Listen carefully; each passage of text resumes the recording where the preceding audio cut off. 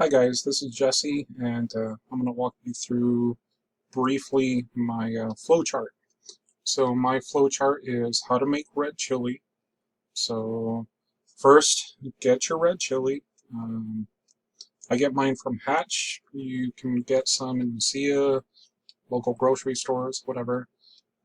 First thing you got to do is clean your chili. By cleaning your chili, I mean remove stems, remove seeds, and thoroughly rinse.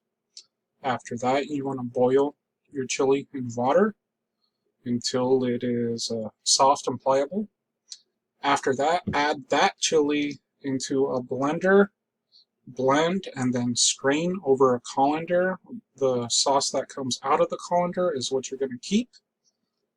If your chili is too thick, you can get some water, add some water until you achieve desired thickness. If it's not too thick, if you like it the way it is, and from there, you just season to taste.